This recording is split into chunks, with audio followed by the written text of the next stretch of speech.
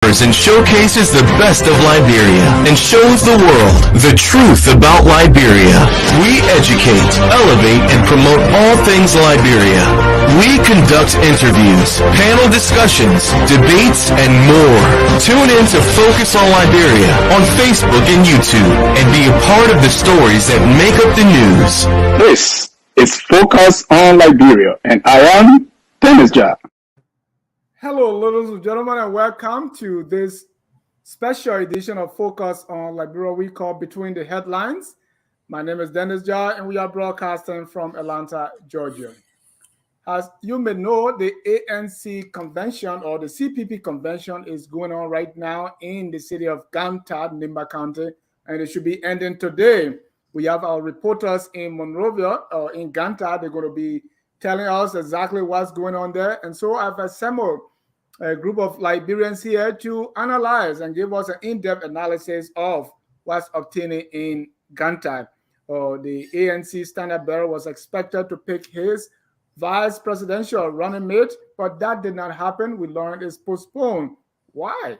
We were expecting the big announcement today. What happened? We're going to be delving into all that. I want you to share the show, invite a friend, and we're going to be joining discussing this. I have with me to discuss this the unabashed and unapologetic sedition Jerome Gilman. Mr. Gilman, welcome to the show. Thank you very much for having me. It's always an honor being on your show, a platform where we can converse, compare, contrast political happenings on the ground. I also have the honor to welcome an ANC member, not just an ordinary member. You know, sometimes some people, when their computer hacked, they say that ANC doing that Duke. This ANC member, Mr. Duke Estrada JJ. Duke, welcome to the show. Hey, Sir Jah, thank you. I appreciate it. You know, it's an honor to be afforded the opportunity to get on FOL, one of the shows that comes to a lot of credibility, and also being on here with the gentleman as well. So I'm excited to be here and lend my voice to the conversation. Thank you. And we cannot have this discussion without independent mind. So we have also invited the unquestionable independent, Mr. Robert Glegben Gagwa Jr. Mr. Gagwa, welcome to Focus on Liberia. Thank you, my friend. Always a pleasure to be on, and I look forward to discussing the issues. Thank you. Thank you. Also joining us is a member of the FOL team who is on the FOL marketplace when we talk about business, economic, and finance. We have Gabriel Carter. Mr. Carter, welcome. Dennis, thank you for having me. Can you guys hear me? Loud and clear. Perfect. Thank you for having me. It's a pleasure to be back. It's been a while, but I'm glad to join you guys on here. Right. And the thing about it is we can't really discuss politics without discussing finance, economic, business, and everything in between. Even though I understand you are ANC leaning, but we want to kind of get your financial or the finance side of things so that as we dissect these issues. Right. All right. We also have our reporters in Ganta. And Prince Momba is being assisted by Oliver McIntosh. Prince, are you guys on the line? Please unmute your phone, Prince, and talk to me. Unmute your phone. Okay, they are. Okay, so we have dispatched since yesterday. We have our team in Ganta covering the convention. Prince, are you there? Yeah, you were getting us? Okay, yes, we're getting you now. That's Prince Momba and Oliver McIntosh. Guys, welcome to the show. Thank you so much. I highly appreciate the time, and I want to tell the team Focus on Liberia. This is my first time appearing on the platform. Prince will soon be joining me. He went to get one or two things for us in terms of for us to have a very smooth broadcast tonight. Thank you. So let's start with you, Oliver. We are all ears now to just give us a summary of what's obtaining in Ganta. You got there yesterday. Yeah, it all started on on yesterday where we have delegates coming from the 15 counties of the Republic of Liberia. They were fully represented, and with some of the officials from the ANC and members of the CPP as well, particularly from the Liberty Party. They were all in their numbers today, and the convention ended today. But what already most people were expecting today for the political leader of the CPP, the president of Honorable Edisana Cummings, today for him to announce his running mate. But unfortunately, it was extended to 2 weeks. So we are counting from now up to the 2 weeks they gave the Liberian people.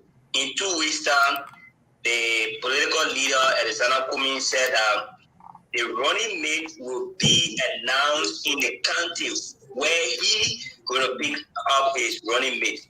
So it means that if it is running mate, for example, for Nima, they will have a grand program in Nima, there where he will.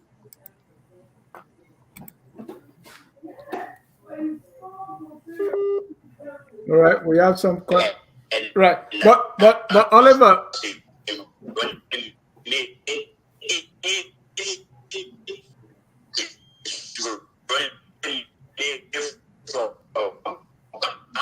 The network is really bad. Yeah. Okay, we are having trouble with your connection now, so let's take a short break and we'll rejoin you when the network improves. Okay, thank you. Okay, but okay, you are clear now. Is there a reason why the running mate was not announced at the convention as we all expected? Yes, according to the political leader Edisana Cummings, according to him, he said the program actually is not particular about running mate.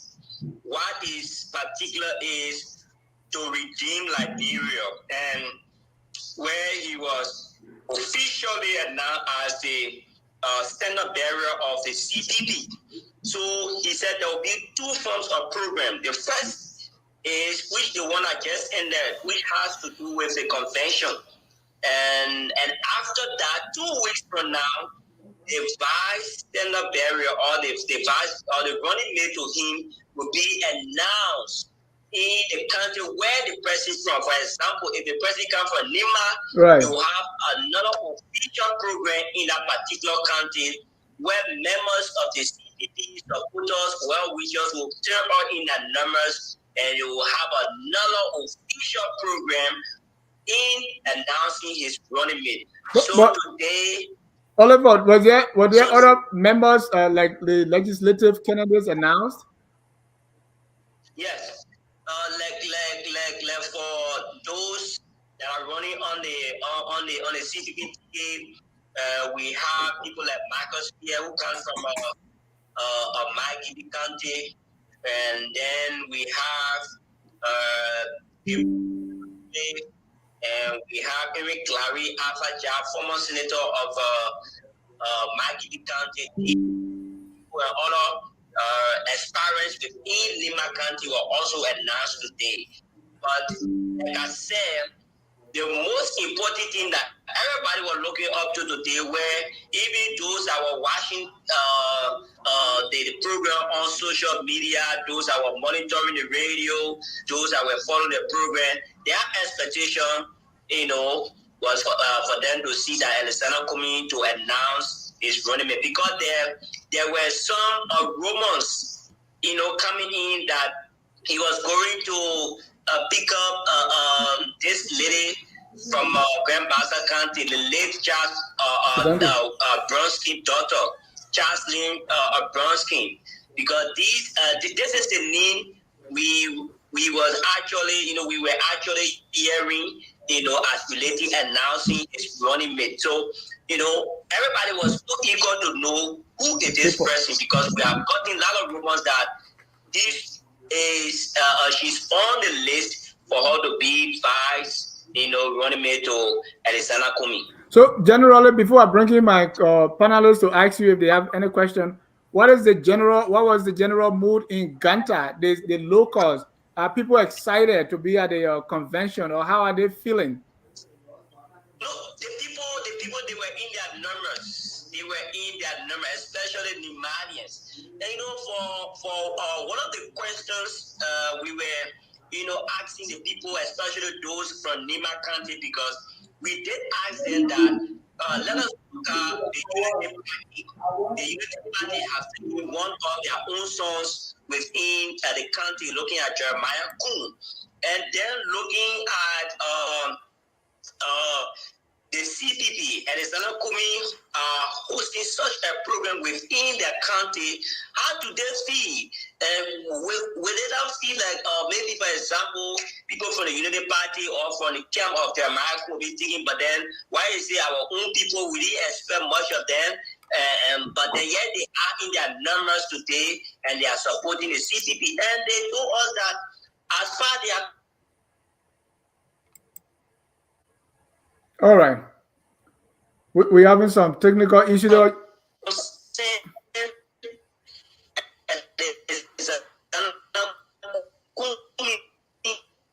Thank you. Thank you, Oliver. We'll rejoin you when the network improves, okay? Okay. All right. Gentlemen, you heard what's going on in Ganta, or Mr.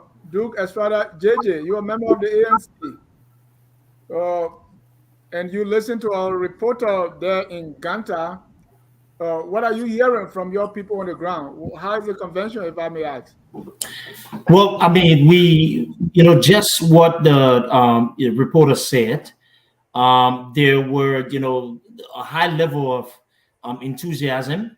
A lot of our people on the back end they started communicating about how, they had a huge turnout of people, the locals, because one thing the ANC did, usually with these political rallies and political events, you will find political parties taking people from different places, places, counties and stuff into the county. This was not the case with Nimba.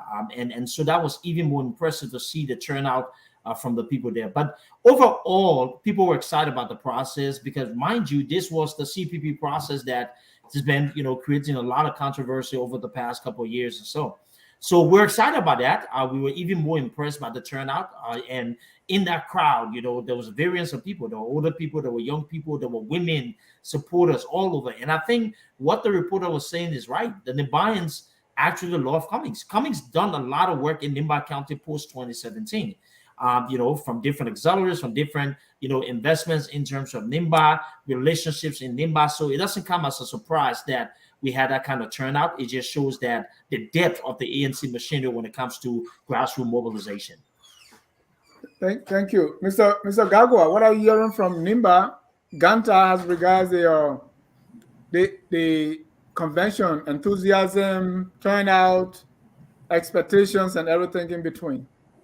Dennis, I think that the convention, as far as I'm concerned, in the CPP had a pretty great convention.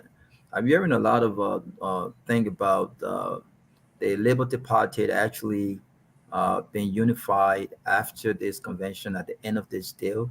Once the VP pick is named, even though Senator Lawrence is no longer on the list, though she was vetted and conversations were asked about the possibility of her being a running mate to Cummings. But irrespective of that, I heard that the convention went pretty well. In fact, if you look at the turnout in District 1 and District 2, it speaks to how much more the Unity Party has put all of its eggs in one basket, right? I think the last time I was on here, I talked about if you must win Nima County, you must not just win Nima County, you must win Nima County with a huge margin, right? It can't be 45 to 40 something. It can't be by 2%. It can't be by 3%. So from all indication, it looks like Cummings has a play in Nima County. He may not win in my county, but he may have a pretty good, decent percentage out there. But there's this momentum, especially with the rumors about the running mate. They've talked about Charlene Brumskine. And I've been working my phones and just trying to get some information. Some folks are tight lips right now, but from all indication, it looks like what Cummins is doing here is basically trying to distinguish himself, specifically on the message of change, right? And who is the outsider here? If you look at the UP and JMB and Con ticket, it speaks to the rooted. It speaks to the status quo. If you looked at if he picks Charlene Brumskine, it speaks to this is what change looks like. This is a corporate, very successful man who is a multi-millionaire who made his became rich from working for one of the biggest companies in the world. And this is a young Liberian lawyer who is licensed to practice in New York City and Washington, D.C., and practice in Liberia, assistant professor at the Arthur Graham School. I mean, it's a lot going on here. So that's this momentum, and I think that based on who come and speak, I will continue to say this. Based on who come and speak, he could essentially become the face of the opposition party in these elections. Gabriel, every convention you go to, there are success criteria. I don't know those success criteria for the ANC, CPP, but in your mind, was the convention successful based on what you're hearing? Yeah, and again, thank you. That's a great question. I think I want to take it a step further than what everybody's saying, right? So if you look at political parties here in the United States, right, the convention prior to election, the baseline, right? This is where the baseline, the thresholds is set. This is where you pick your VP. This is where you reaffirm your presidential candidate. And I think what Mr. Cummins is doing in Ganta with the whole convention, I don't think it's just people, a lot of people are focusing on this election. He's building an institution, something that I think will continue way beyond this election. And I think for me, that's the way I want to look at it. I think most of us are looking at it at this election, but what he's doing is to set a trend that even after his terms are over, this is something that will continue to happen in terms of how the ANC picks his, vice president, how they pick their presidential candidate to go on the election. And I think for me, this is what this convention simplifies. And I think this is how we Liberians should look at it, because we want institutions. We don't just want parties, people that are, selected because they're famous. We want institution built that can sustain, that can go way beyond, the election cycle. So for me, this is what this convention exemplify, and his ability to, pick a candidate, actually, a younger candidate, like as Robert stated, says that it tells you that this is way beyond just picking a candidate, but something in terms of building a threshold to build an institution on that person. Thank you. And you think that happened during the convention?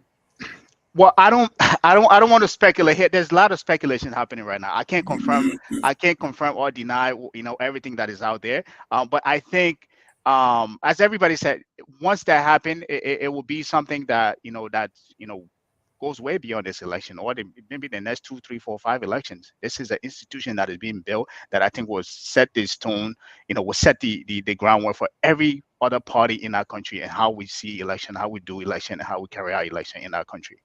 Thank you. Mr. Gilman, unless we were not told the true story, we were expecting the vice presidential candidate to be picked. Anything short of that, do you say the convention achieved its objective? Or maybe we didn't know what the convention was supposed to be about? Well, one of the things that we expect a convention to be, a convention is where you bring all the tentacles of the party and they merge and you seal the deal. As it stands, this is the most confused convention I have ever seen, where all along, for the first time today, I heard that Alexander Cummings was elected the political leader of the organization. I thought all along he has been the leader of the organization, and everything that I'm seeing is white ballot, white ballot, white ballot. If this is the change that they are talking about, where there's no competition, he came in on white ballot. Joseph Boyka came in on white ballot. Everybody coming in on white ballots. There is no competition. So where did this change that they are talking about? I'm hearing a feedback. So this is what we are talking about. Now, you go to the convention and you are elected on white ballots. We're hearing about Charlene Brumskine being a possible VP pick, and you heard the reporter naming all the CPP candidates, but they didn't name Charlene Brumskine. As I know, Charlene Brumskine with us in Buchanan have announced that she's running for the seat in District Number 3 in Buchanan. So is she going as a CPP candidate at District Number 3? Because when they name all the CPP candidates at this convention, they didn't name her. So, I mean, it's a whole lot of confusion. But all in all, if my brother Carter is talking about building an institution that is different from the past, it looks like we are using the same blueprint where Talbot is the only candidate, Doe is the only candidate, Ellie Johnson is the only candidate, Mr. Dr. Weir or President Weir is the only candidate. Now we have the new and changed candidate coming, and he's also coming on white ballot. Everything is white ballot. So I don't see this change. So Dennis, can I chime in real quick, if you wouldn't mind? I think you're on mute, Dan. I was coming to you right after Gamer, so just hold your peace. Gamer conclude. Yeah, so, while the faces are new, we are just putting, new wine in the same old bottle. I'm not seeing anything. In fact, one of the things that the late Brodsky and I argue on was, if you say you want to be a change, can we look at the unitary system in Liberia that has stifled the growth of this country, that get exclusive power to one man in Monrovia, and he, like the supreme president, the king, he decides who lives, who dies. He says the unitary system is good, just that we have the bad person. When I get there, I will do it. So the same thing here. These people they call themselves new folks, but they want to retain the same old foundation. White ballot, no competition. And they say the building institution. I find that strange. Thank you. And Duke, apart from announcing candidates, normally at the convention, that's where we talk about the agenda, the party platform, and what you really want to accomplish, right? And we lost our reporter. I just want to see whether that was, besides the announcement of candidate, was it what a CPP government would look like? Was that presented, or what change the CPP is going to bring? Yes, actually, there was a section wherein Chairman Musa Belati, spoke specifically about that aspect, the manifesto. And actually, if you watch the process, you will see that it was addressed, it was submitted, and actually accepted as well. So that was taken care of. But in addition, Dennis, one of the things that I do so often, I tell people in general, when somebody's giving you advice or somebody's being critical, you need to look at the person who's giving advice and who's being critical and say, is this somebody I should listen to? Jerome wants to lecture us about institution building, about processes, and about change. But Jerome supports a government that still cannot tell us what happened to the auditors that were murdered in that country. Jerome also wants to lecture us about processes and change when we have the worst government, the worst economy in the sub-region. Jerome wants to tell us about institution building and processes when we don't even have stable electricity or internet connectivity in the country. This is the kind of hypocrisy that we talk about, and I really don't waste my time listening. But here's the fact. You're the fact, right? So you talk about institution building. What did the CPP or Mr. Cummings do today to allow that process? The first thing here is, when the process was going on, the former chairman of the ANC, Lafayette Goose, stepped forth and introduced a motion. At that point in time, following the process, it was presented to the delegates who voted unanimously, right, to postpone the process or give the standard bearer the 14 days period to be able to make public his vice presidential candidate. To me, that shows strength. That shows democracy. That shows protecting institution, building institutions. So you cannot say that there's nothing done in terms of protecting institution. These people are not being serious. They're not. I think it's all fallacy as well. Another thing here is this. This entire collaboration process is not something that just happened overnight. We all witnessed the first stage of that process. There were documentations, there were different things path that guided us in terms of reaching to this point. We know the same government that Jerome supports engaged in the manipulation and distortion, right, of their own little relationships that they form with people in the CPP to come and malign Mr. Cummings, right?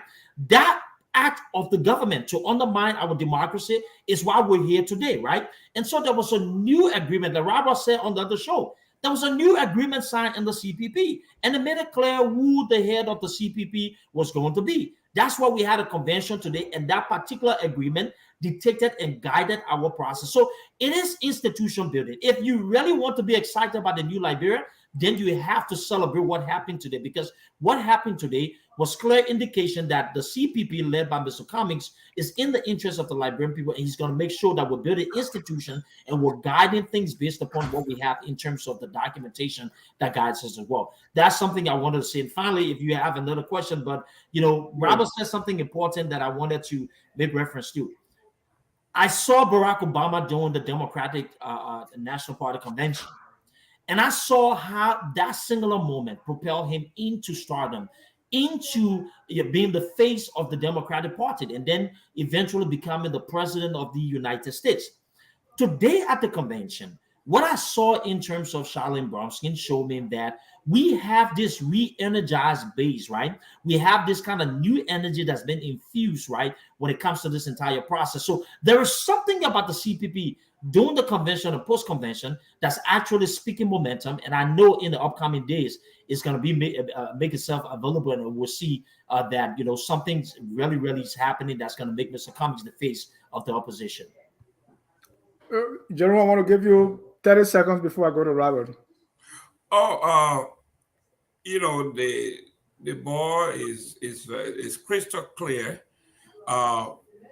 Some of us, like me, I have always been a supporter and proponent of a strong opposition, united opposition. We should not have a political space in Liberia where one party dominates. That shouldn't be. I'm hoping that someday we're going to have something similar to what we have in the United States, where we have two strong opposition parties, possibly three, the Republican and Democratic Party. But in between there, nobody has been successful in becoming a moderate or an independent to hold office in this country.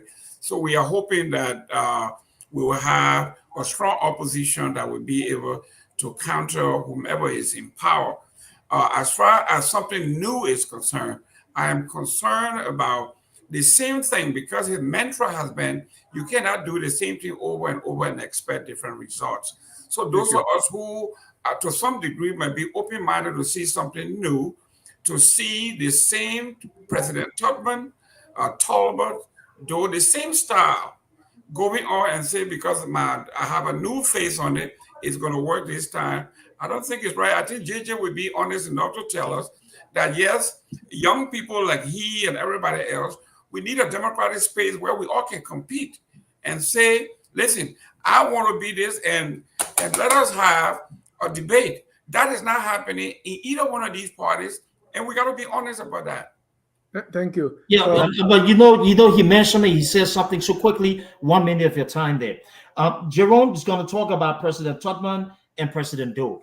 Well, we know George Weah mimics President Doe because he's the one executing people in the country there. So we should talk about those things as well. One critical point. You want to talk about a new form of democracy? Jerome, let's be honest here.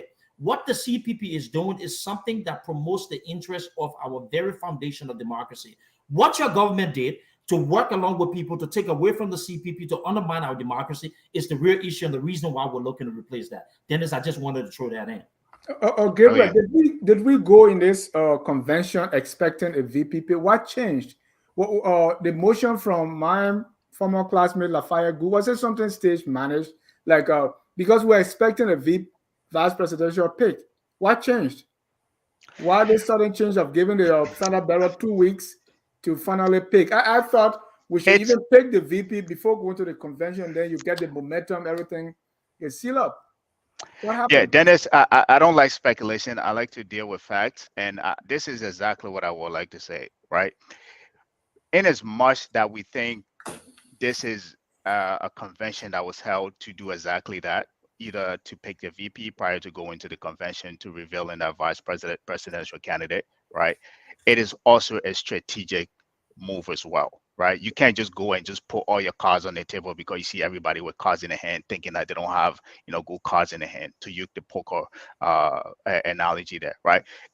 For all we know, as you and I know right now, we don't have, there could be a pick already, right? There could be a pick. They could have picked the vice president, and they could say from a strategic standpoint, let's give 2 weeks until we reveal that person.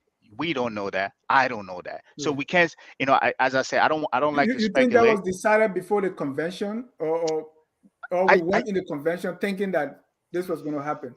I'm Your curious. guesses, What the change of mind? your guesses are as good as mine because I don't like to speculate. As I said, Okay. I've know people in the CPP. In the CPP ANC. I don't.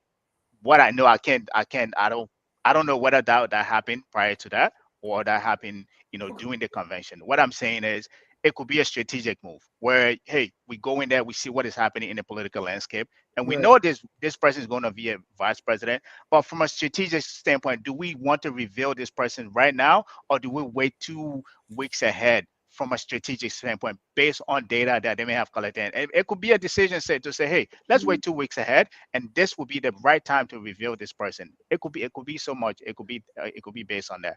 I I don't want love to speculate. strategic. So I love strategic thinking. What do you think right. would be the strategy there? That's a good question. I like to be fair. It's I okay don't if know. you don't know. I don't know that. No, honestly. Uh, Thank you. Robert, what do you think is going on here? Because I think the Joseph Numa Boaka paid through a curveball because everybody was fighting on Nimba, right? So, in fact, I don't know what went into the selection of Ganta as the place for the ANC CPP convention.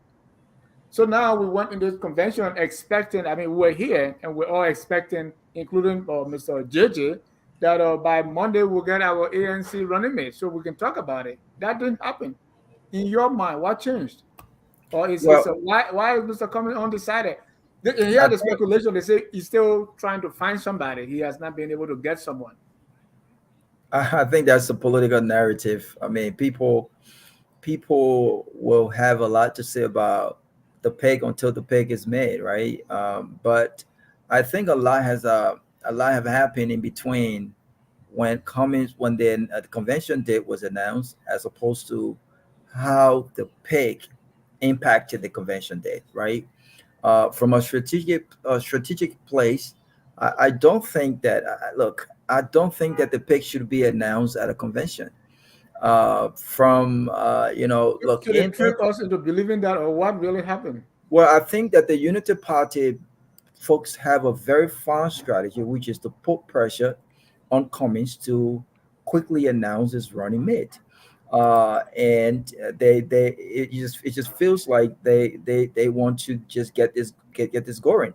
But again, normally, and this is where I disagree with Gabriel a little bit, and I like most of what he said. But here is my thing. I want to see institutions, especially political institutions in our country. But I think we have got, as a country, right? We've got to really define what that actually means and how does that fit into our democratic process, right? Are we mimicking the democracy of the greatest democracy, quote unquote, in the world, this country, or do we have our own system? Normally, the VP picks are made before the conventions, and at the convention, the manifesto and the platform of that pick is announced and is talked about, and it's a 2-3 days event, so forth and so on. I think Cummings is on the right path when it comes to really ensuring that there is an institution. But for a political institution, best practice will recommend that there's an open process for competition, which consists of a primary where delegates and other members of the party can listen to the platform, the debate of folks within the party who wishes to run for or become the presumptive nominee for that party. In this case, it was more so of a selection kind of thing and a white ballot thing. But I'm hoping this is a step in the right direction. Having said that, though, Dennis, let me answer your question. I think the strategy here is that Cummings wants to ensure that he has a day where he can announce his running mate. He has the entire nation listening to him. He has the entire media listening to him, just like Joseph Boakai did. I don't think the convention is where you do that. And this is exactly when did he have that reawakening to say, well, I'm not going to do it? Well, because I think he saw what happened. I think he saw what happened at the Unity Party announcement. The Unity Party announcement was not at a convention, but guess what? I think after that announcement was made, and we see this in developed countries where after the announcement is made, that political party normally get bumped. If we had a system where there were polls conducted as to who would have won the election, you will see that Unity Party and Joseph Boakai probably got a bump after the announcement. Cummings should have that day.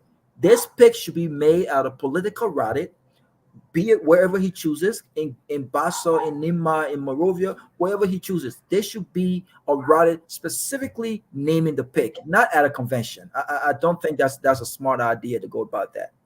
Thank you, Duke. Is it Joseph Newman Boakai dictating the pace here as to what happens? And here is why I'm asking, right?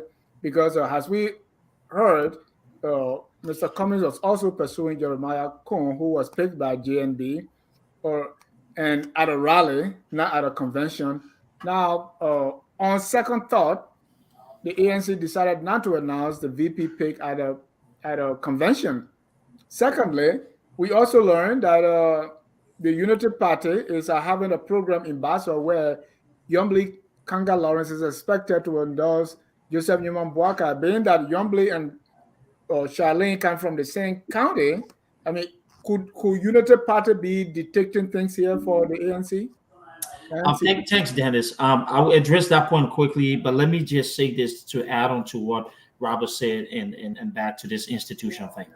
It is very important that we, say things that educate our people and speak the truth, right? So when we talk about building institutions, I think that the only person who has been focused on doing just that is Alexander Cummings. Where are the facts to back it? After the government worked along with some of the allies to destroy an institution in the CPP, Mr. Cummings did not go ahead and say, you know what, I'm just going to end this thing and I'm going to move in a different direction with my party. He kept the CPP, provided guidance, right? Provided a new structure, right? And he kept it afloat.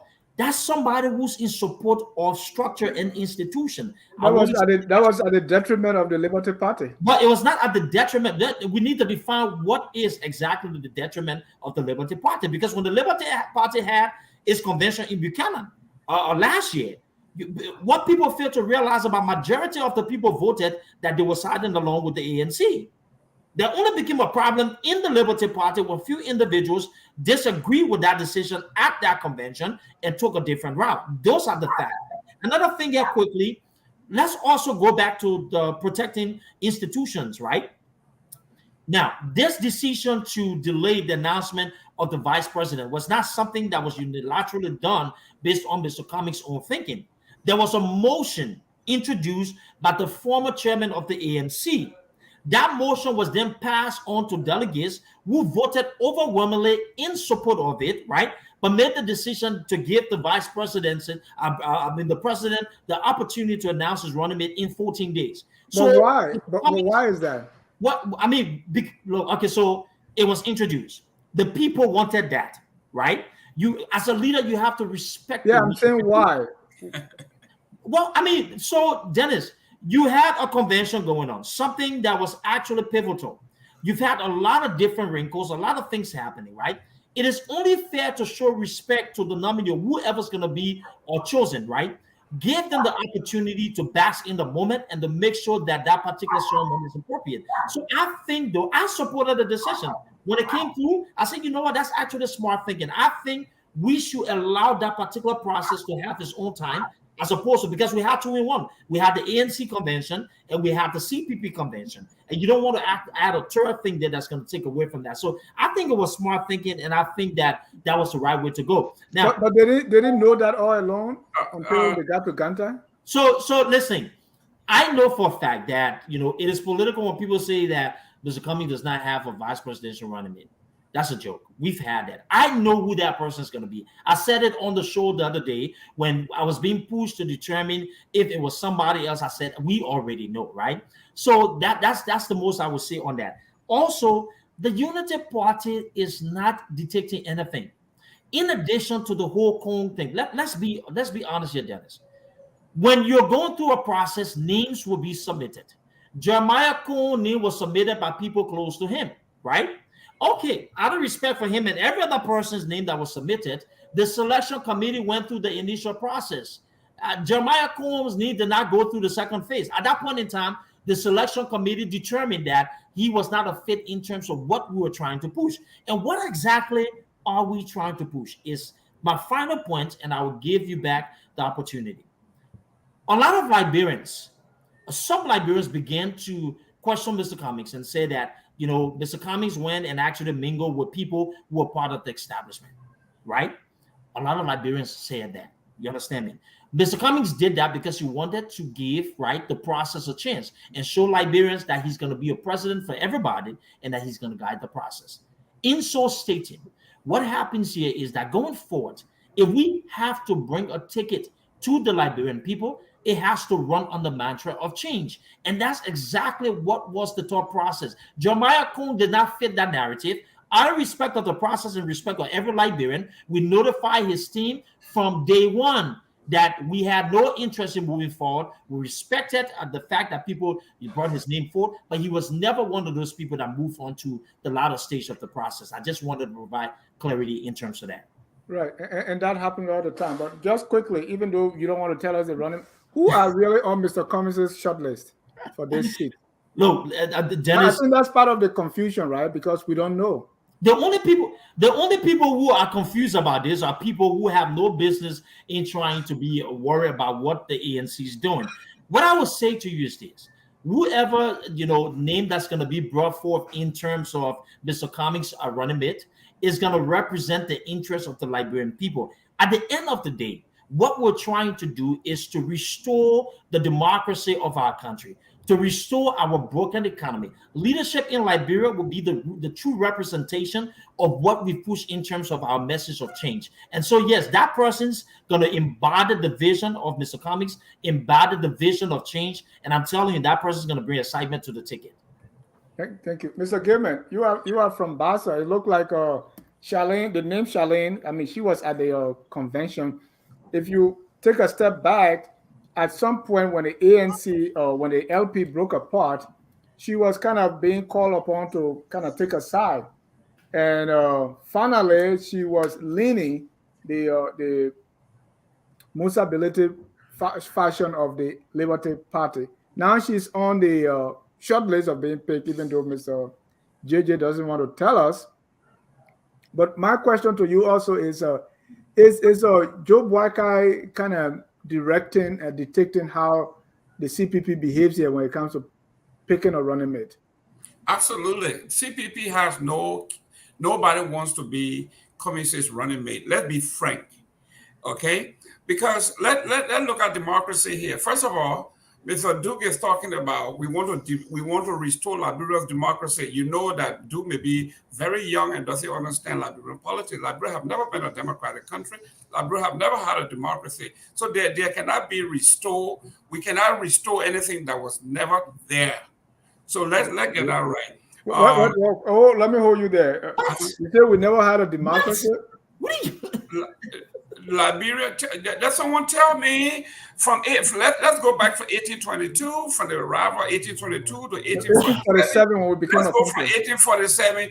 Tell me where the democracy has always been, where we have had a multiplicity of parties other than just recently 2000, maybe 2005. Okay, so you say our democracy began 2005? So it began. So we didn't Yes. have democracy, Yes. but it Yes. just started. Yes. Well, I don't agree, but go on. Okay, let's look at what democracy is. I was born in Liberia. My father never voted. My grandfather never voted. I never voted. I left Liberia. In America, women never voted. Do you say they didn't have democracy at that time when women were not voting?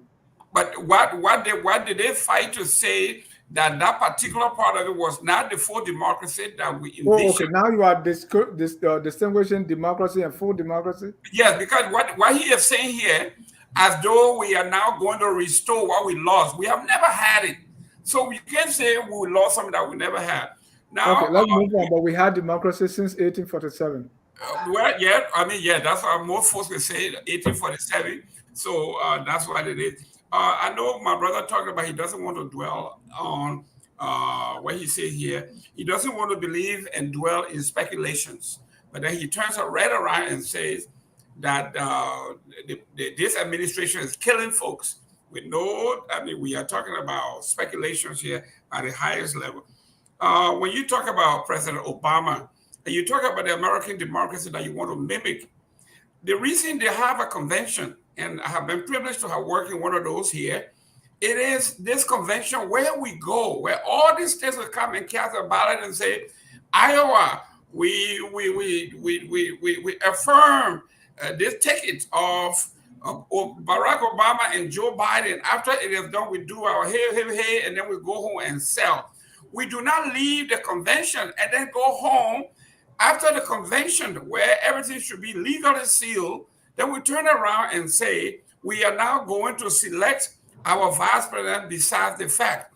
That is somebody who is not practicing what you call best practice. You are turning democracy on its head. If you have watched the American democracy, you have watched the American convention here, that's what we do. This is where we go. For instance, President Obama in 2008 went to Springfield, Illinois, and announced his vice presidential pick and said that I have selected Joe Biden to be my running mate. And from there, they made the tour, and they ended up at the convention where it was sealed, and from there it was on. But in this case, nobody, the party have not voted, they have not sealed, they have not affirmed that ticket. But they did that. In the absence of that, now they're going wherever they are going after the fact to say they are going to select a running mate. I don't know whether they're going to go back to a convention where they will legally now affirm this ticket to say we, the CPP, members of the 15 county delegation, we have affirmed and affixed our signature on this particular ticket. So what these people are doing is nothing new. It is not democracy. It is confusion. And Duke have to admit here that they do not have a running mate. Nobody wants to run with Cummings. All right, Dennis. Every time he mentions my name, you will come in. Let me go to Gabriel. You come just jot that down. Gabriel, the name of Charlene Brumskine has Mr. Cummings' running mate or potential running mate. Yeah. What's your take on Charlene? Do you know? Do you has the way Mr. Cummings has carried himself and what he hopes to get in a running mate? I think, you've been around the ANC to know that.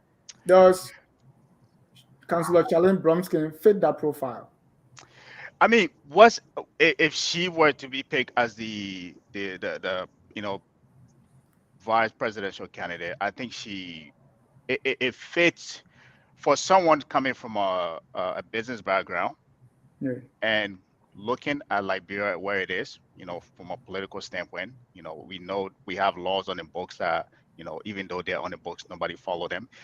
I think it's a great ticket in that sense. You have somebody from a business background and you combine them with another person with a legal background to one fixing the economy and another person focusing specifically on the legal structure of that country. So I think from what I know about her, I think she's a fine, she's been most candidate representative you hear about them, or people that are going to run for Senate or representative, you hear little sketches and hear about them, about their background. But from what I know about the young lady, she is she's been impeccable in terms of who she is, her character, how she even got to the law degree. I think Robert was the one that mentioned that she's even legally qualified to practice law in New York and DC as well.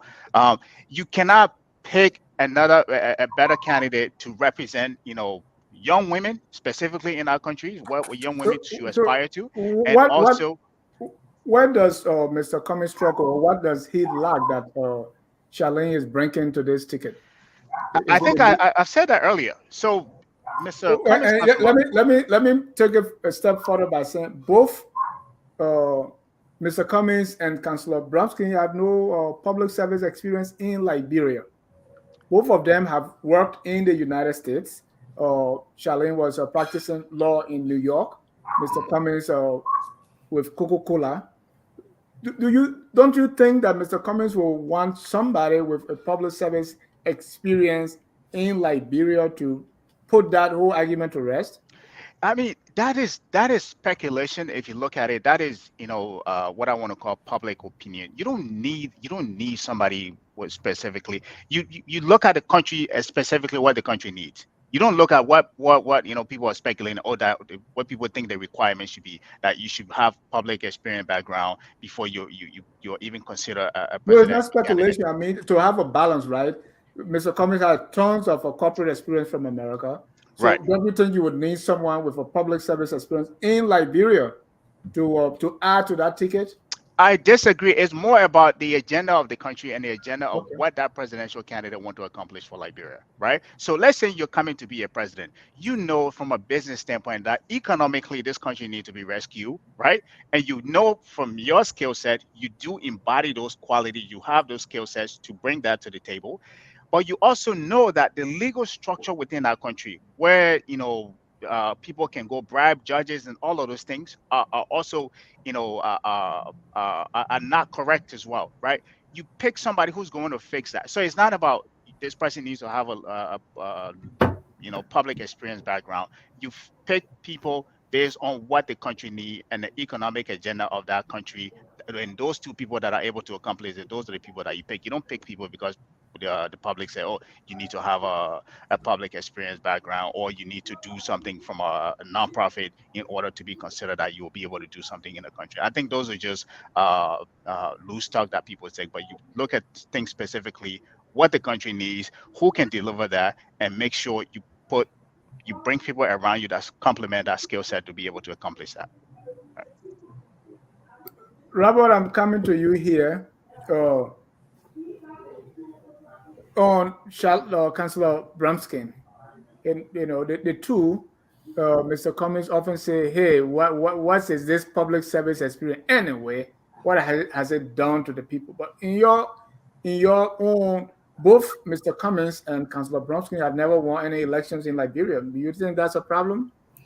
Well, I think the real problem is what we're dealing with in our country right now, and what message actually resonate with regards to what we are faced with. The truth and the fact of the matter is, Dennis, all of our so-called experienced public servant, all of our top-tier political experts, all of them have failed. I don't think that is entirely true, Mr. Well, we get that. Well, it could be debatable. It could be debatable for the past decades. Most of the guys that were considered the most experienced when it comes to public service, quite honestly, did not deliver as expected. Look, the 2017 election, I think, was indicative of just that, where people felt like they have tried the most educated of us, and the most educated of us did not deliver for their people, and it was time to try the least educated, but someone they felt like they could connect with, in person of George Weah. And so when we analyze this whole thing about the public service experience and whether or not this is a good ticket or it hurts him, I think that from an honest place, I think it helps his argument. And I think Cummings' argument has been very clear.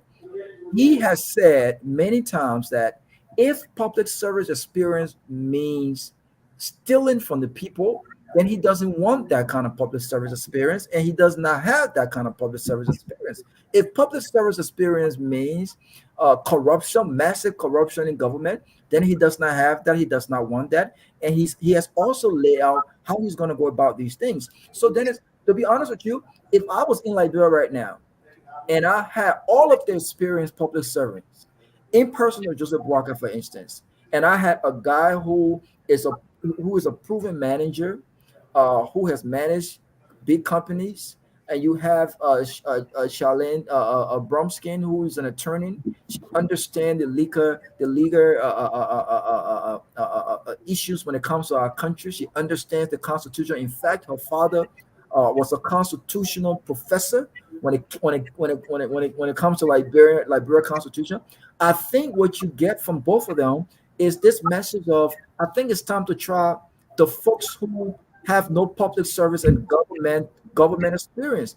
We can manage people. We know what needs to be fixed. We know how it needs to be fixed. And I think it's about time that you try those. What have the experience got us, Dennis? To be honest with you, they have not gotten us where we want to be. And Robert, let me to that argument is you are saying that because the Silencer, they didn't win the Lone Star game, so let go for Robert Gagwa to play. Is that what that means? No, that's not what I'm saying. You need people who, first of all, you need people who understands, who knows the game. Yeah, because people downplay public service, like you don't need it, or public service equal corruption. I think that's a mistake. Look, no, I don't want you to take what I'm saying as diminishing the importance of experience. And I'm not also saying that. But that's what Mr. Cummings has consistently done, right? Well, no, and I had to defend Mr. Cummings. I'm not trying to do that yet, by all means. But let's be honest with ourselves.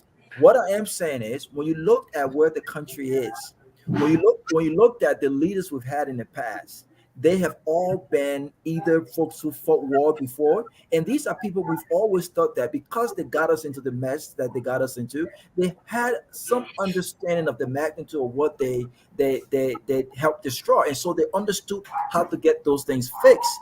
They also have political experiences, either as minister in previous government or they worked in government before, and things. But what did they do when given the opportunity?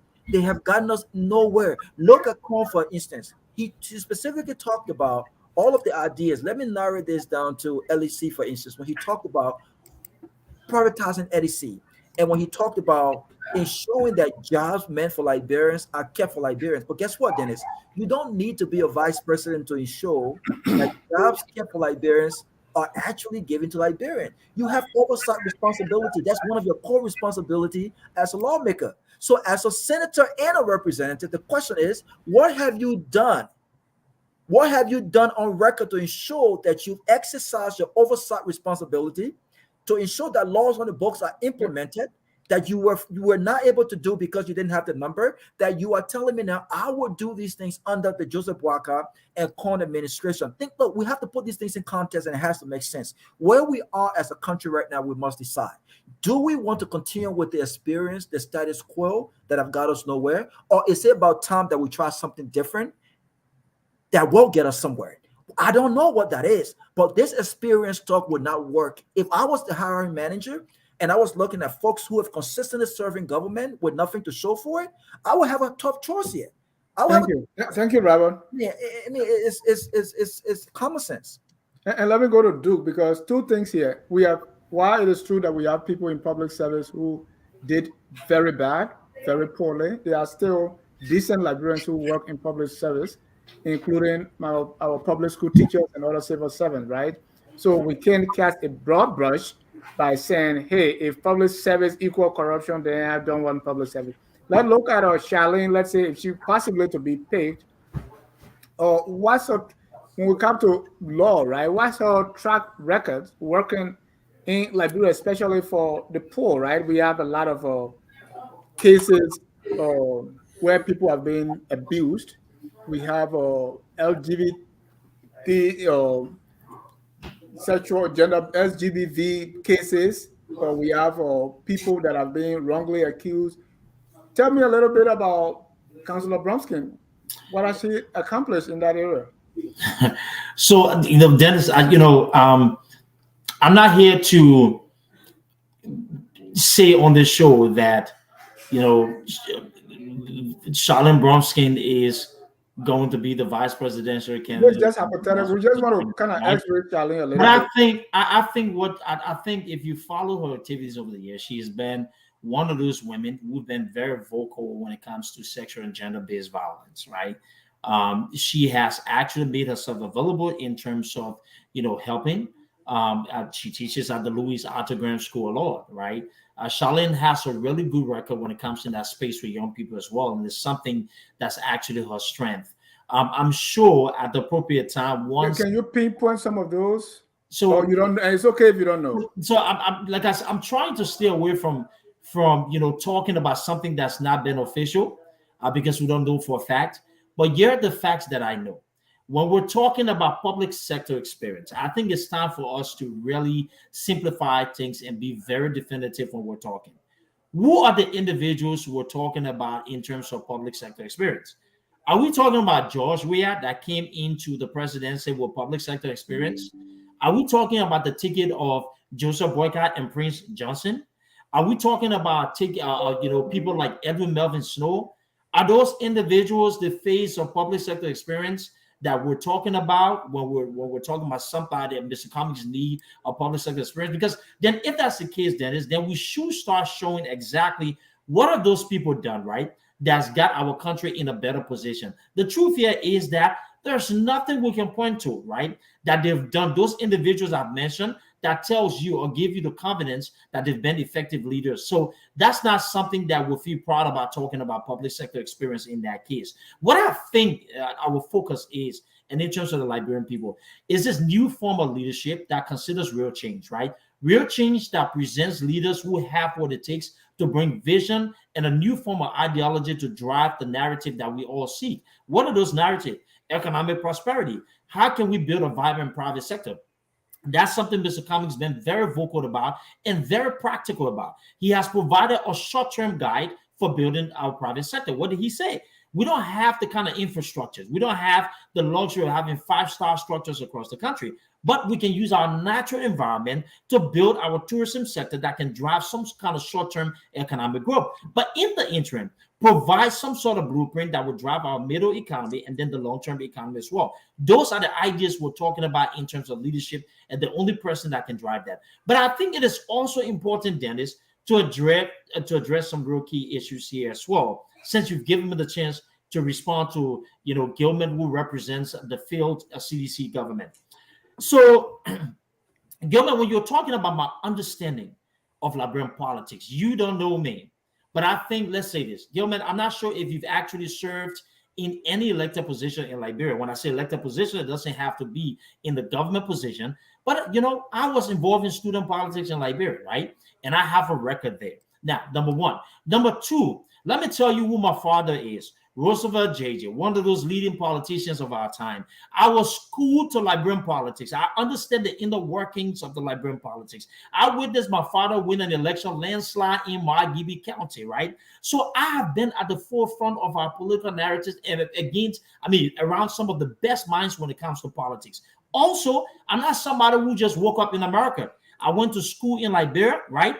I engaged with people in Liberia. I was involved in a lot of different activities, even with my mother when it comes to the Women in Action of Goodwill. When Lema Bowie then just recently became the face of, advocating for women's rights. Beatrice JJ was one of the vice president of the Women in Action of Goodwill, along with Lopu Kanakai. So I have been around politics for a long time, especially Liberian politics. Let me also correct you when it comes to democracy. It is sad that people like you who support George Weah wants to tell us that Liberia does not have a democracy. But then you say we have some kind of democracy. So I don't know where you're leaning. But the truth here is, Mr. Gilman, when I speak about killings in Liberia, I am not speculating, right? And I'm not trying to be controversial. Let me refer you to the U.S. Embassy most recent report when it comes to human rights abuse in that country. Actually, the last 2 reports, they have documented that your government has engaged in arbitrary killings. I'm not saying it. It is documented. Go ahead and read the report. Your international partners agree with what we say, that your government is responsible for the vast majority of atrocities in that country. Also, let's go back to structure and something you said here. Mr. Cummings did not make an individual decision to postpone announcing his vice presidential pick. We already know who it is going to be. It was actually a motion that was introduced by delegates and voted right to accept that particular motion. According to the Liberian political landscape and the Bible that guides the political parties under the vice of the Constitution, those delegates, right, the decision supersedes. So if there was something agreed upon prior to, and the delegate goes and introduces a motion, according to our Bible politics, they have the right to do it. That's an introduction to Liberian politics, and I highly encourage you to do a little bit of learning, and maybe you will have some sort of clarity. I just wanted to provide that, Dennis. Thank you. And Mr. Gilman, before you come in, if you want to join the conversation, ladies and gentlemen, please call 605-313-6004. The code is 791-403. We're going to be taking another at most 30 minutes before we can conclude. Mr. Gilman, we're talking about Charlene, and I want to give you an opportunity to respond to Mr. JJ, but we're talking about what Councillor Brumskine bring to the ticket, especially when what's her record in Liberia working in even in the legal field to defend, the poor, people like me who come from all the way to Dudwigan, right? What has she done? And is it important that someone with a public sector experience come to add to what Mr. Cummings already have? So you have the corporate experience and public service coming together. I think that'll make a good ticket. What do you think? Well, first of all, I'm going to respond to Mr. JJ later, but let me talk with Charlene, because Charlene and I are from the same city, from the same county, and that the number one mantra, the number one rule of democracy is you cannot govern without winning. You have to win before you govern. So let's look at numbers here. Charlene Brumskine brings absolutely nothing to the ticket, to be very frank with you. Charlene Brumskine is now running in Buchanan City, District number 3. And she's losing badly to Matthew Joe. At the beginning of her campaign, she said, I never lived in Grand Bassa. My parents brought me here on holidays and Sundays and weekends. We never lived here, but I'll do the best I can. She has no connection there. She has no groundwork. She has no base.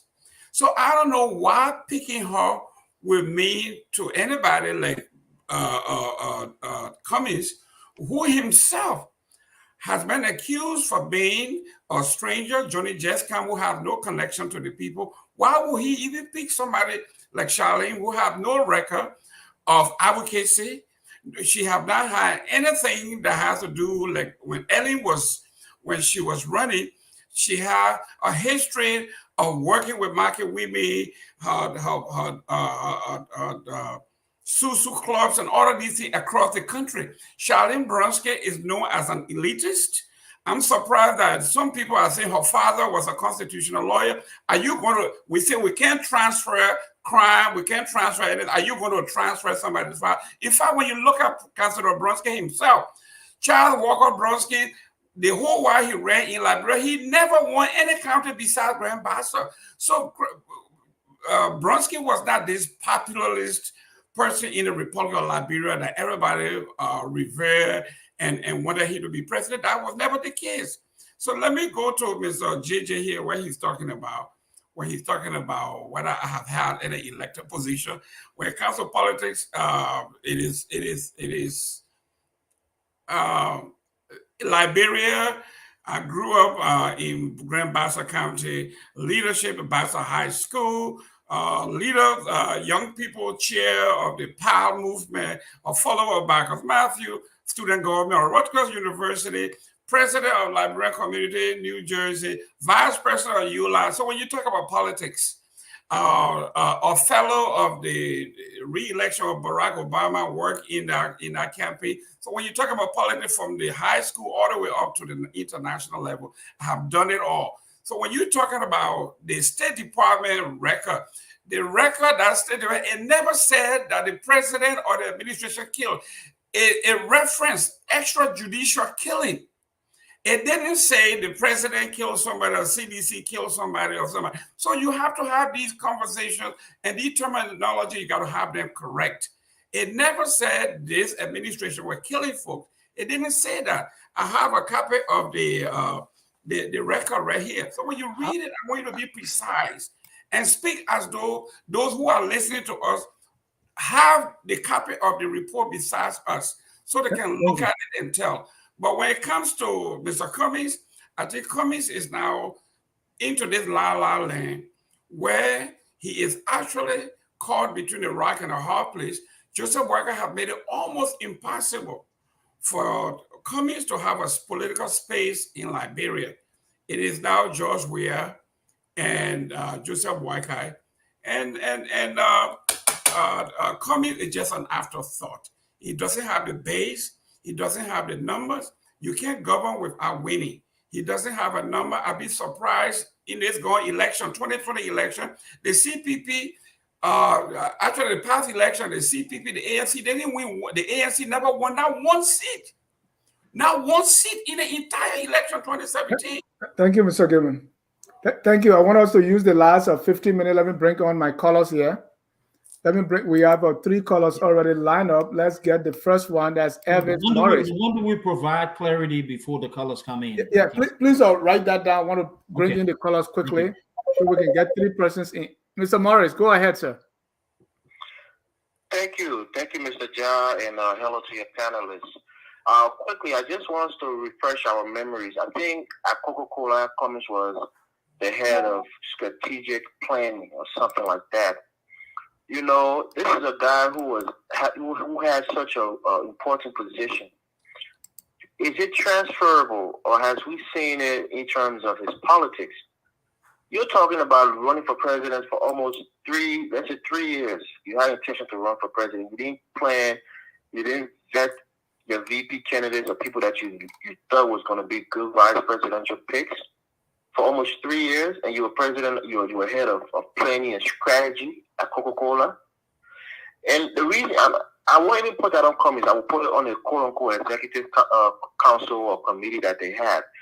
They put this man in a political straitjacket that he can't twist, he can't turn unless they agree to it.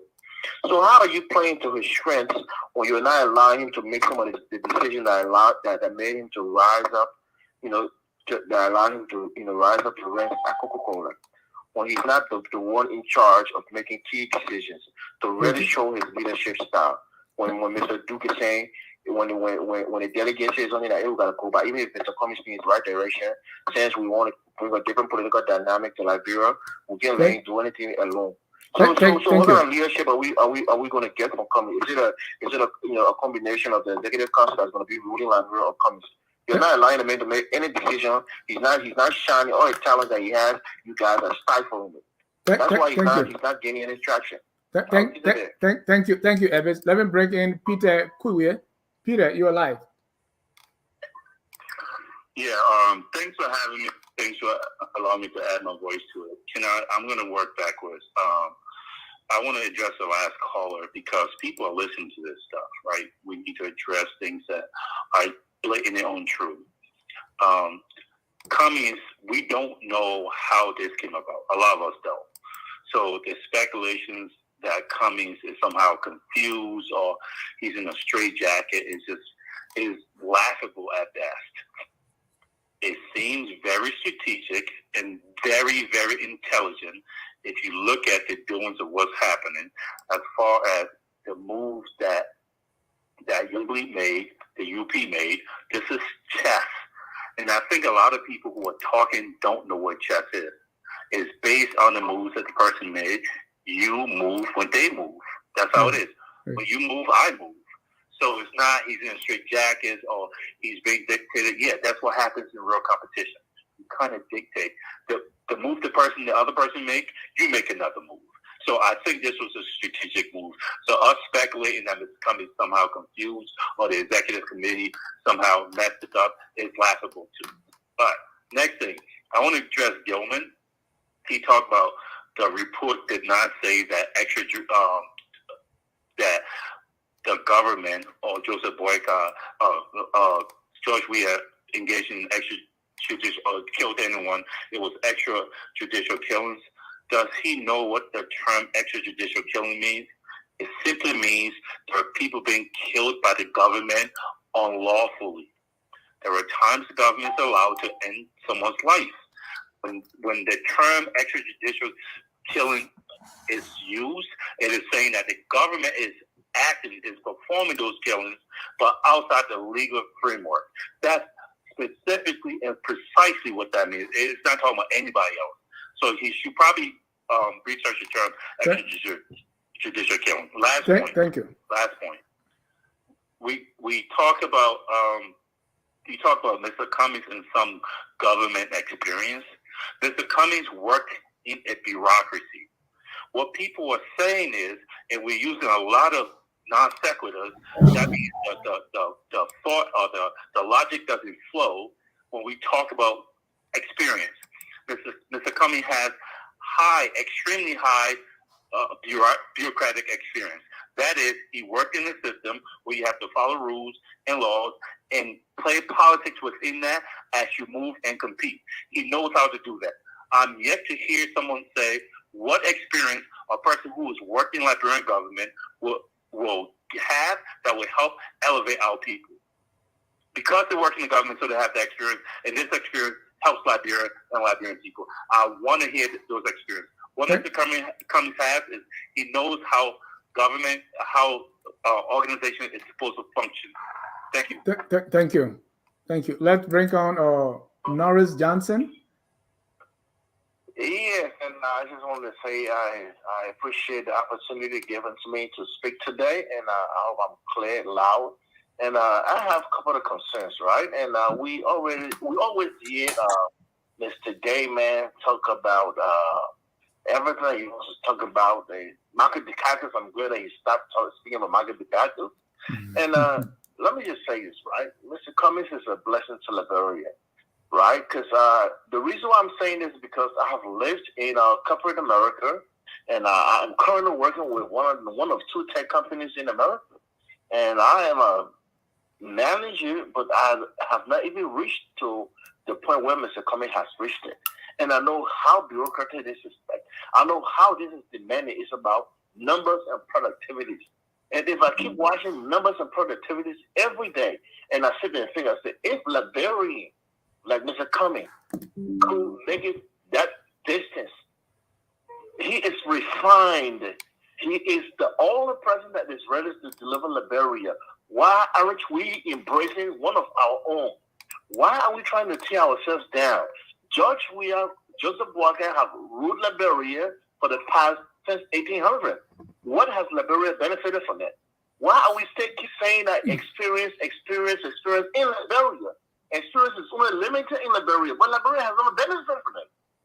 So it is about time for all to change and give other business people the opportunity to deliver. Mr. Cummings is ready to deliver, and let's get our support. Let's go ahead and speak. Let's promote, and let's allow Alexander Cummings to deliver. Thank you. Mr. Johnson, before you go, the idea that Mr. Cummings is a blessing to Liberia, how does that statement help Mr. Cummings? Or is it one of those, because people in Liberia would think that, well, what you are saying is Liberia needs Mr. Cummings more than Mr. Cummings needs Liberia. So they may people on the ground, especially those who are suffering, they may not like that statement. Well, this is what I was saying, right? And when it comes to Liberia, and let's be very frank, for so many years that we've suffered, we've struggled, we've fought wars, and we've teared ourselves down. You can hear me? Yes, sir. All right. For so many times, we've had a lot of struggles and stuff like that. And Mr. Cummings is already well off. He does not need to be president to survive. Mr. Cummings is a children they are already set up. And he doesn't need to be president to help Liberia either. Exactly, but that I take that point. But guess what? They are so strategic. Liberia is missing system. Okay. We don't have a system that is established. We don't have a processes. We don't have a procedures in place. So Mr. Cummings is going to come to help us to establish a real system. We don't have that. Joseph Boakai served as vice president for Ellen Johnson Sirleaf for the past 12 years. We still don't have a system. And then he's coming back and saying, he said, hey, give me an opportunity. For what? You already in your 80s, going to 90s. Come on now. What system are you going to give us? You tried and you failed. Thank you, Norris. Let me take my last caller here. That's Mr. Anthony Gay, incoming senator of Grand Judah County.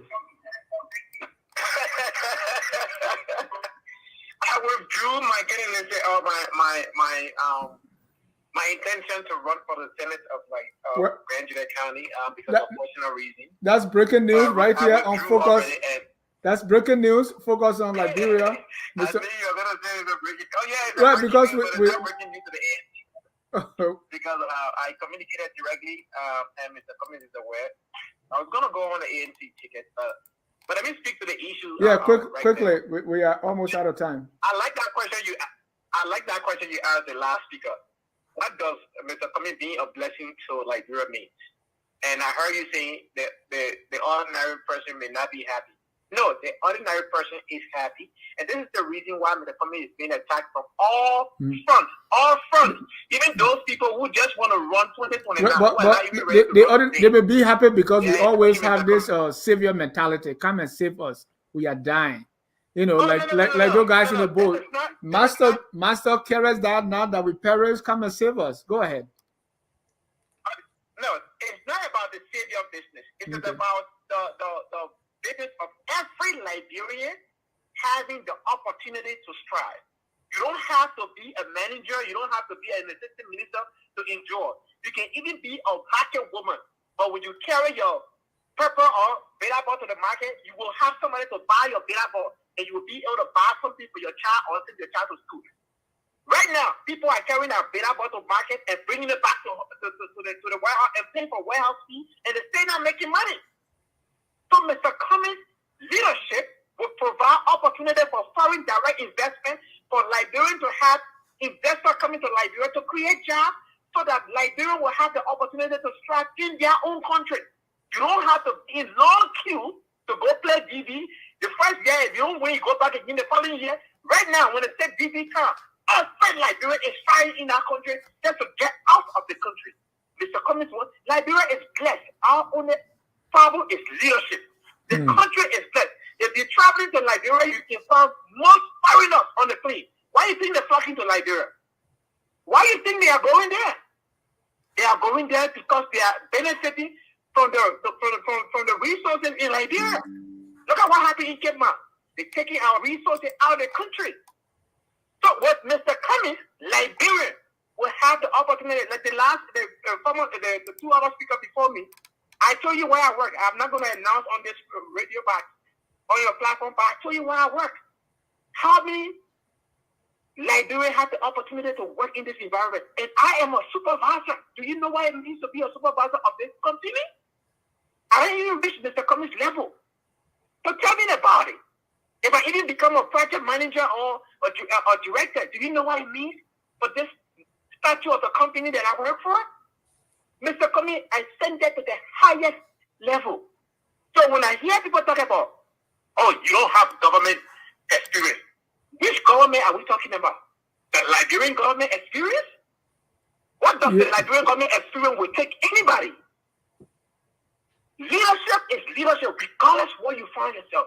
If you're a great leader, you can be in the village, you can be in the city, you stay exhibit that leadership. And that's what Mr. Cummings brings to the table. Thank you, Anthony. Thank you. I know. Thank you for having me. Duke, a lot of the ANC folks have made your point, so I don't think you want to stay. But let me bring one more ANC guy. No, Mr. Paul.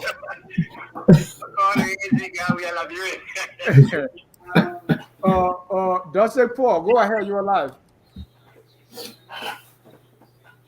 Mr. Paul. All right. We have some issue that Mr. Paul is. Yeah, go ahead. He's one of our. Yeah, yes, sir. Go ahead. Hello, can you hear me? Yes, sir. Go ahead, sir. Yeah, so, I mean, I was constrained to call because, you guys got accused with us support Mr. Cummings, of being arrogant. So, I just want to make sure I clarify what the brother was trying to say. Two quick points. Mr. Cummings is a blessing. It wasn't meant to be arrogant. It just mean we are blessed to Liberia. I mean, he's one of the person that's running for the presidency right now. But you have not told, but Mr. Paul, you have not told anybody that I am a blessing to Liberia. Why not? No, I mean, you're moving the goalpost. All right, go ahead. All right, go ahead. We are blessed to the country, right? But just in different ways. He's just having to be one of those, that is running for the presidency because why? He brings credibility. He brings, honesty, and that's what the is missing. Now, just go in and just do right by the people. And, let me say Ellen Johnson, don't have plans, or everybody else, so you don't have plans, but think about it, these people are not credible, and that's what the is missing, and that's what Mr. Cummings doing, that credibility. Honesty. So that was my first point. The second point on the minute, and, I lose my train of thought. Yeah, I think I lose my train of thought. Yeah, that's okay. Let me give you some time. Hold the line and think. Let me go to Gilbert to respond. Before we Gilbert, respond, say something to our callers. I think there's two people I wanted to maybe pick it back on what they said. I think the base of this conversation we've been having, it's important. I'm not saying it's not important in terms of picking a VP and why the VP wasn't picked at a certain time when they're supposed to get picked. I think the crux of this conversation and everything that pertains to Liberia, Dennis, it has to do with economics, right? I think do echo that. Gayman, I think echo that as well. A market woman should be able to bring her bill about the market and somebody buys it. At the end of the day, this is what Mr. Cummings wants to do. This is what any president coming to the office should be focused on. How can you make the citizen lives better? From where you met it to take it to somewhere better. At the end of the day, this is what about. We can look at. I will give this example, and I will yield. We can go back to the questioning, right? First to market does not determine success.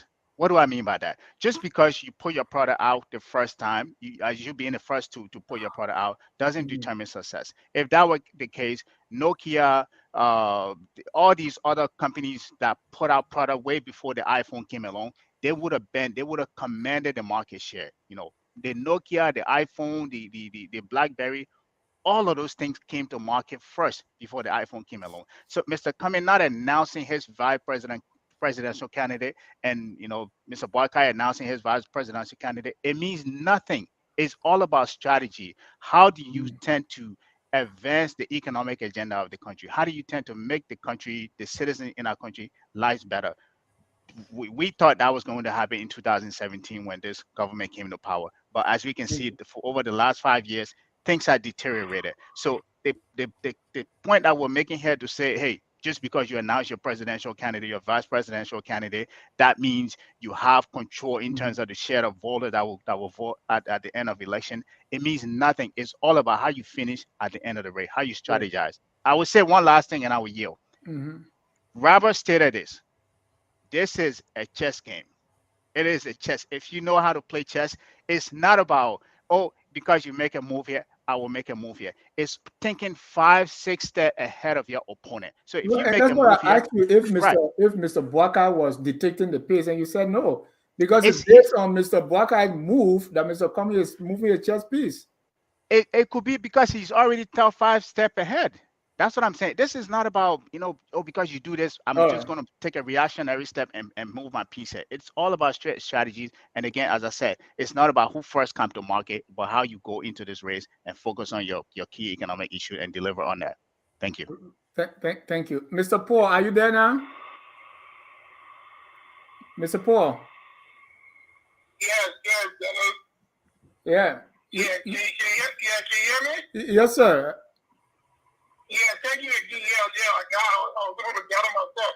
So every time when we talk about this, public, sector experience, I think the real question is, especially as it relates to Nigeria, which system is most superior? The system that Mr. Cummings came out of, or the system we have right now? It's not about superiority. It's not about superiority, right? It's about having a relevant experience to work in a system, right? So how do you? Yeah. So it's not. Let us not look at it from the basis of. So the question to you: then why Lone Star have a game? We should go for our professional players out of Europe, and especially when doing the Josh Fiat did. Well, I will go for Josh Fiat and Talisa. All the players that were playing, out of the country. Why did we do that? But we are. No, but we are not going for we are to play tennis. We're going for we are to play football. But let's leave it there. Go ahead. Let me finish this point, right? Okay. So also you also have to take into consideration in Mr. Cummings' role too as an executive, he also met with public sector, officials, who are the president or maybe ministers, to negotiate deals, right? So he knows about what goes on in the public sector too as well. You know what I mean? So he's not oblivious to what goes on in the public sector. Thank you for the opportunity. Thank you. Mr. Gilman, your response to our caller. Well, the callers, I think they are mostly ANC folks because, like we say, it's the ANC convention, so you expect them to come to the rescue of their partisan. But yes, what I'm hearing from the ANC folks, from Cummings, the only disappointment I've had is I have not seen anything in writing, a manifesto, of anything that we can say we will hold him to this. I mean, Carter is saying some great things here. I think during the backstage we discussed it. I even took several investors to Liberia, and the outcome was one particular was the investors from Iowa that produces wheat. They went to Basel to take over the old flour mill. When they looked over the books and did everything, they said the market is too small, and they were not willing to export to the ECOWAS country. They went to Liberia to invest in the flour mill, and the market was too small. So those are things when we talk about investors coming to the country, those are some of the things we need to talk about, we need to take into consideration. And we always agree. I wish Mr. Cummings would have given us some detail as to how these things are going to happen. JJ talks about tourism as a stopgap measure to inject some financial institution into the Liberian economy. Ecotourism. Yeah, ecotourism. But when I served as vice president of the Chamber of Commerce here in Florida, my job was to go to different states and entice their companies to come to Florida. The first question they usually ask me, do you have the utilities?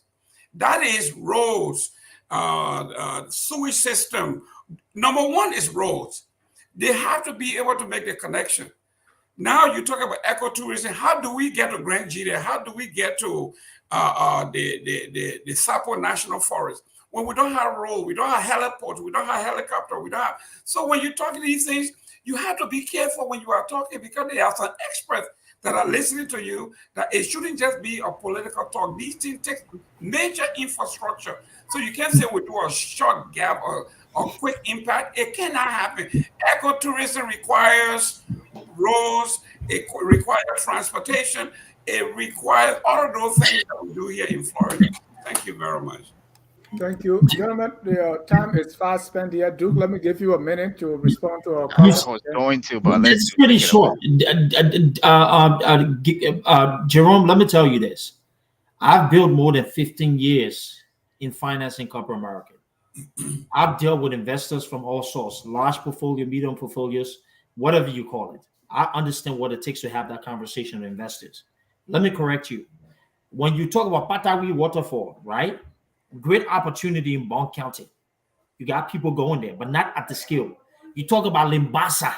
Those are areas of opportunity. So it's kind of like, a gimmick when you say those kind of things. It tells me that you don't understand what you're talking. But I would tell you that it's possible Mr. Cummings is going to do it. Quickly, let me just say this. Say this here too as well. All right. You know, people like Mr. Gay Man try to push this whole elitist Congo native narrative. Mr. Gay Man, George Weah is supposed to be the president of the native people and the downtrodden. He has caused the most disaster. Since Ellen Johnson Sirleaf, the Weah administration is even worse than what they criticized in Ellen Johnson Sirleaf. Also, finally, Dennis, I know you out of fact, we didn't have much time to cover everything, but I'll just try to put this here.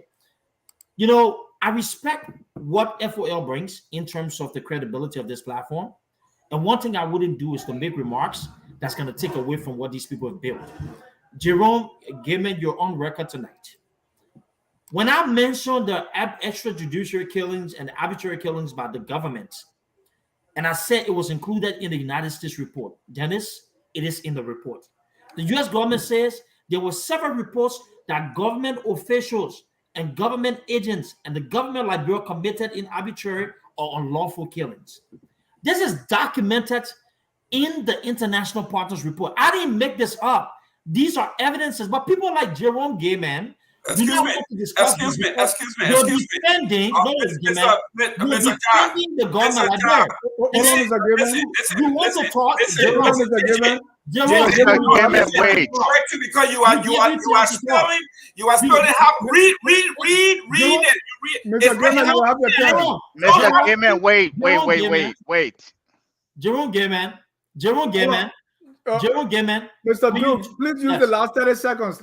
When you're talking about being the former vice president of ULI, it is also important that people like you should not be passing on a leadership position and talking about leadership or New Liberia.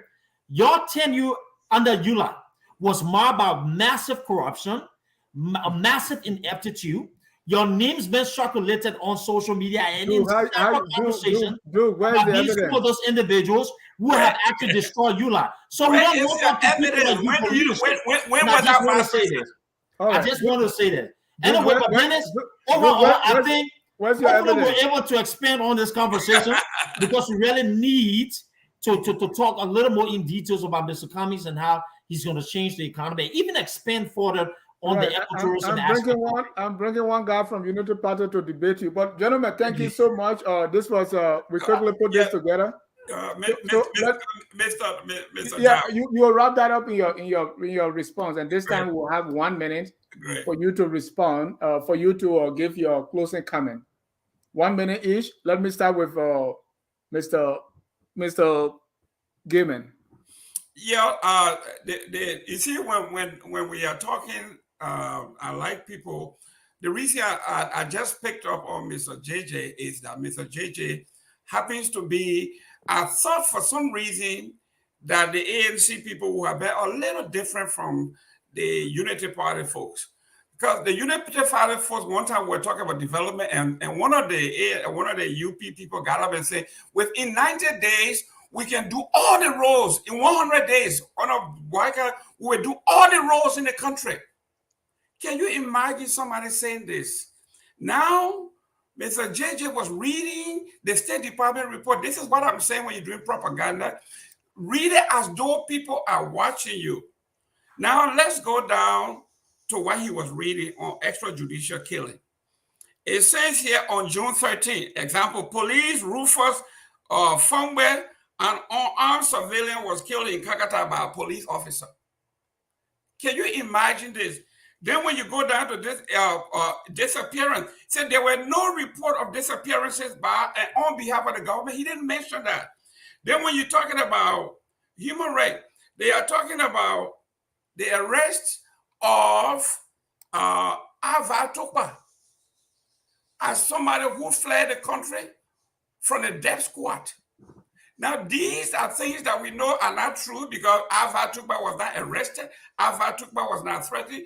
Ava Tukpa did not run from death threat. So the report keeps saying there were media report, there were media report, there were media report. And the U.S. ambassador made it clear that he was ashamed that the information being fed him were being fed to him by people with ulterior motive, especially those who are. Thank you, Mr. Gayman. I want you to conclude the last 15 seconds. We have to close. So we have another show at 7. when you hear JJ talking here, and people who don't know, he's talking about my administration as vice president. He won't tell you when I was vice president of ULA. He won't tell you, he has no evidence. He just spewed these things. And it is indicative of that particular group. If they don't have anything to say, they say this. But Mr. JJ, I got you. Oh, Duke, your 1 minute closing, sir. Thank you, Dennis. Dennis, Mr. Gaiman here struggled today to really put together his thoughts, and he was actually caught off guard. The report clearly states what it states. For you to come and redefine what was stated in that report, everybody can read it. They see that this government's been abysmal anyway. It's not something that we need to even dispute here. But Jerome, I will say this to you.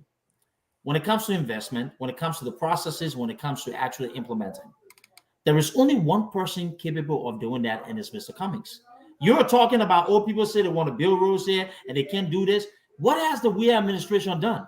This is the biggest question. We are 6 years into this presidency, and we have not gained the type of economic traction. You talk about roads that you're constructing.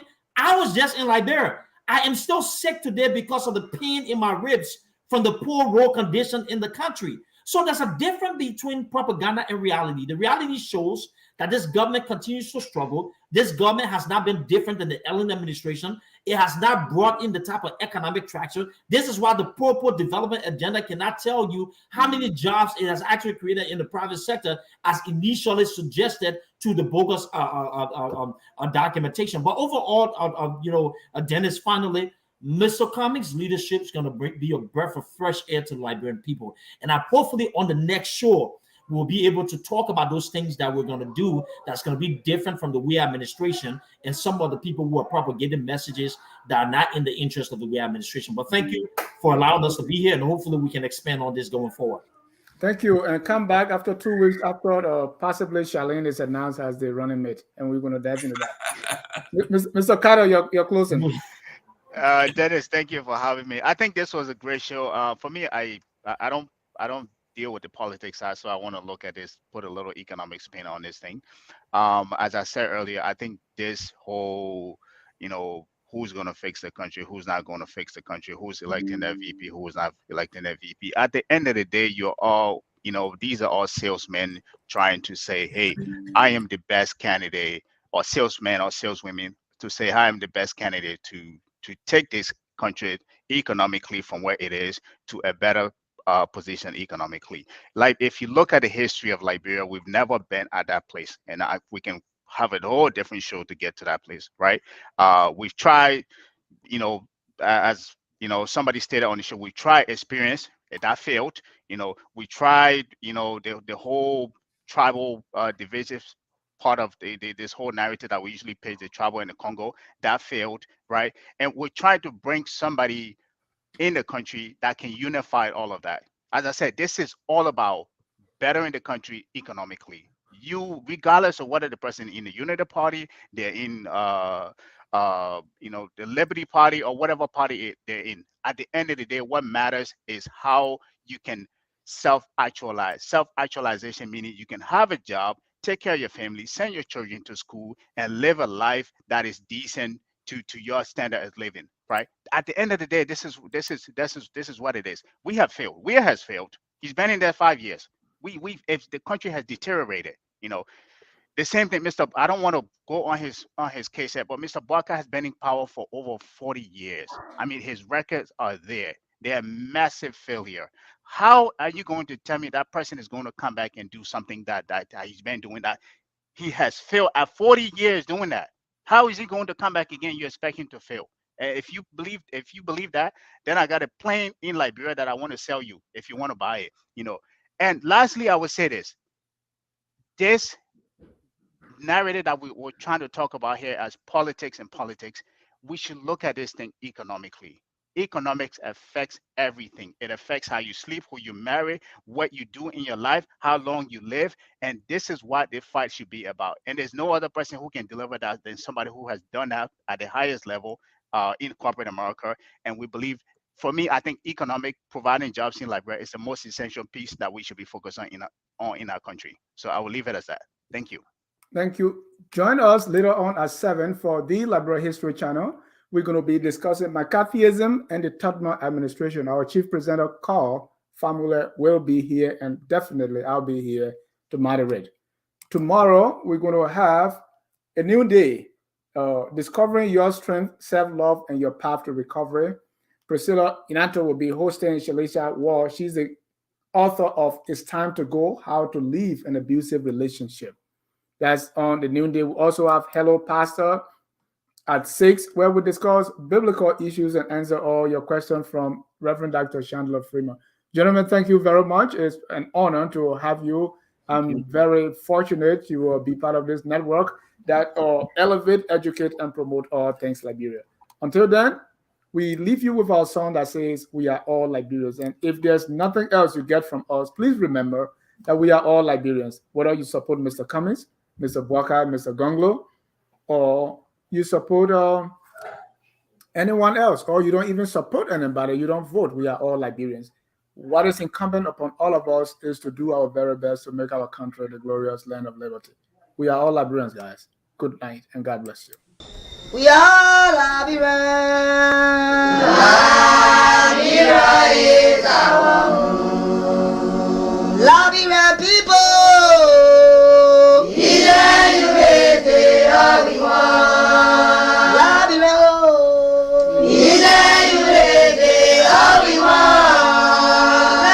Liberia.